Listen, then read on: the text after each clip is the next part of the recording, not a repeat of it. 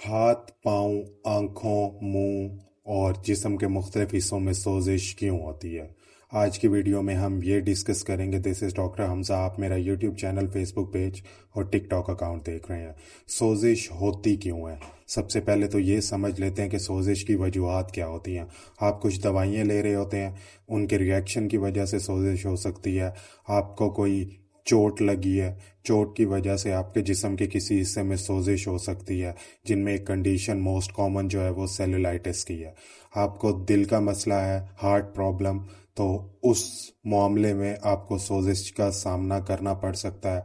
अगर आपको गुर्दों का कोई मसला है, किडनीज का कोई प्रॉब्लम है, तो उसमें आपके जिस्म के मुख्तलिफ हिस्सों में सोजिश होगी। अगर आपको एक गदूद जो गले में पड़ी होती है, जिसे हम थायराइड ग्लैंड कहते हैं, उसके मसाइल का सामना है, तो फिर सोजिश हो सकती है।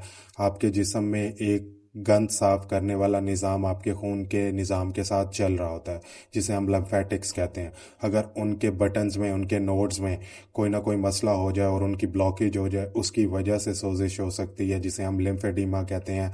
और आपके पास अगर शरियाने जो हैं खून की, उसकी लीकेज होना शुरू हो जाए, तो उसकी वजह से सोजिश हो सकती है, जिसे हम एंजियोएडिमा कहते हैं।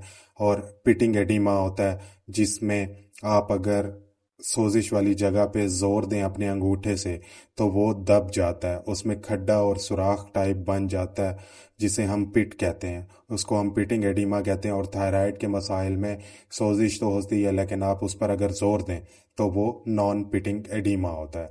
तो सोजिश की सबसे कॉमन वजूहात तीन हो सकती हैं, जिनमें सबसे पहली वजूहात जो है वो आपके पास हार्ट यानी कि दिल का मसला, दूसरी किडनीज यानी कि गुर्दों का मसला, और तीसरी लीवर यानी कि जिगर का मसला हो सकता है। सबसे पहले बात करते हैं कि कौन से टेस्ट करा लेने से आपके ये सारी चीज़ें क्लियर हो जाती हैं कि आपको मसला किस ऑर्गन की वजह से आ रहा है।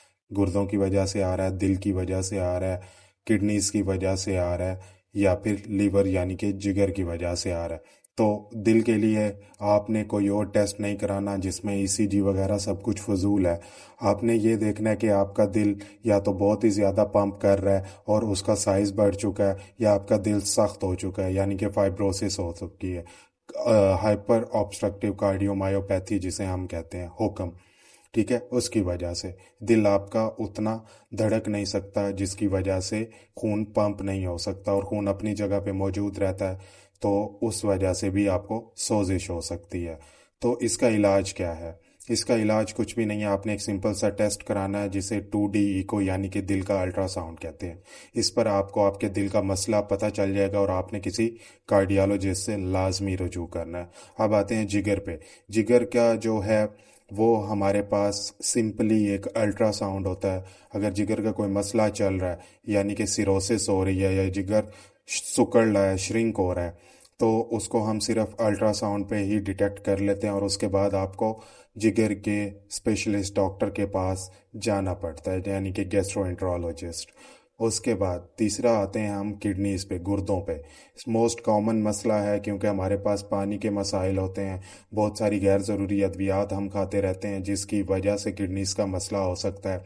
और किडनीज के मसले में अगर छोटे पेशाब का टेस्ट आप कराते हैं और उसमें थोड़ी बहुत प्रोटीन और खून आ रहा होता है, आरबीसीज आ रहे होते हैं, तो आप समझ जाएं कि आपको कोई ना कोई मसला शुरू हो चुका है।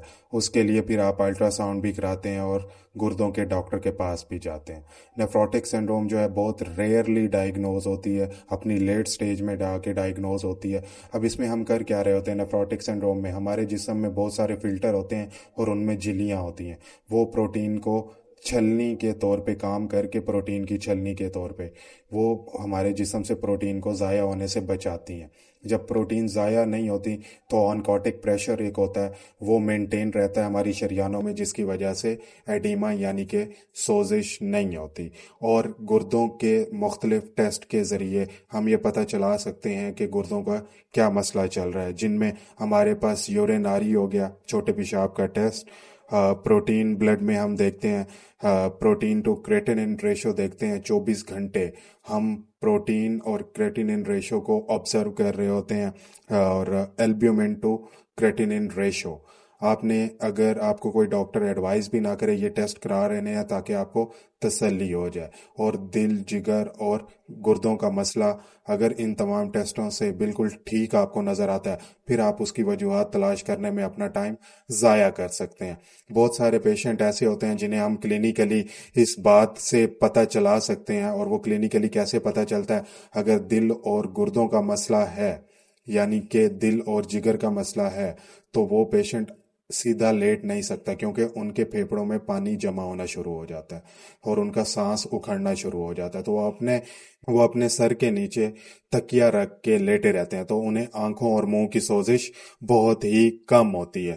لیکن وہ مریض جن کے گردوں کا مسئلہ ہوتا ہے وہ بالکل اپنے سر کے نیچے تکیا نہ بھی رکھیں یا رکھتے رہیں تو کوئی مسئلہ نہیں ہوتا اور ان کے جسم میں تھرو آؤٹ ایکول سوزش ہونا یعنی کہ ایڈیما ہونا شروع ہو جاتا ہے، جن میں آنکھوں اور منہ کا ایڈیما اور سوزش بہت ہی کامن ہے.